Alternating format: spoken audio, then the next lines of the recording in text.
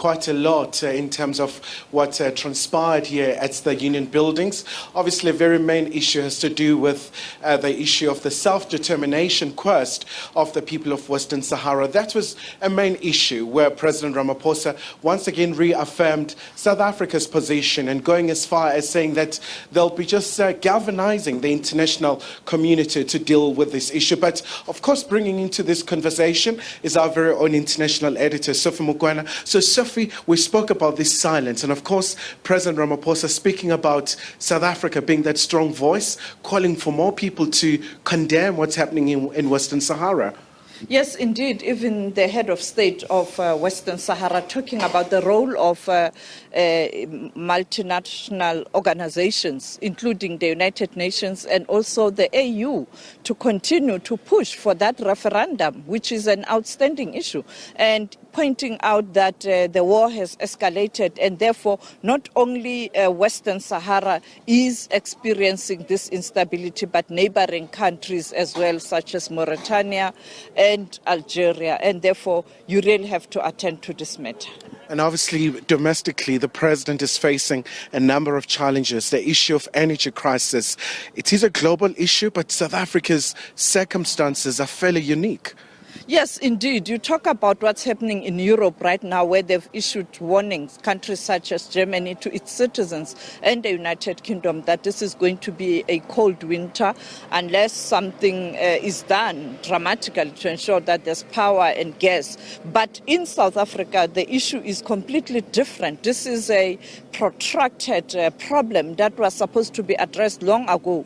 You look at the leadership we had at Eskom, one cannot really say that they were inspiring confidence and they were able to grapple with this issue. That is why we saw the change of guard in terms of the board, and maybe this board will be sensitive enough to go to the people who are supposed to implement, the managers, including the CEO, the COO, the CFO, and some senior engineers. That's where the problem is. They must come with solution. You can't wake up as a country and be told that you are now on stage 4 without even a warning. How will business plan? And the president say this has affected the economy. The question is, who will take responsibility for this mess? And him saying that they are continuing to ensure that this is happening. But you can see the president doesn't know what to say anymore, because I think we have a bigger problem here. Unless there's a change of hearts and commitment and leadership,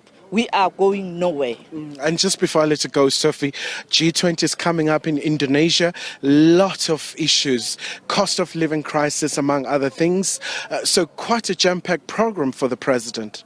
Indeed. I mean, the first stop will be the G20 critical, him saying, breaking news, he is going to push that the AU becomes a member of the G20 in the same way the European Union is represented at the G20. And therefore, I think that was breaking news, very important, because South Africa can't continue to be the only voice at the G20. We are the only country, African country, that is part of this big group that is aimed at dealing with the problems of the economy around the globe. And also, him going to the COP27 in Egypt, very important as we are grappling with issues of energy and the just transition with European countries and other big, particularly the G7 countries, reneging on commitments, returning back to coal, while they expect us to sell them the coal, and then we must abandon coal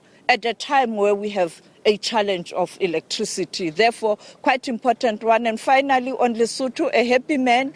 He has been facilitating the reforms in Lesotho and later delegated the responsibility to the Deputy Chief Justice, Dikgamo Seneke, who did a good job.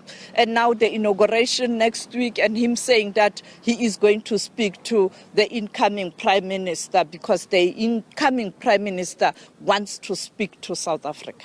All right, Sophie, thank you so much indeed for your time. So, Nombi, quite a very interesting day here. And of course, President Ghali of Western Sahara thanking South Africa for being so outspoken about their plight. Morocco is an occupying force in Western Sahara.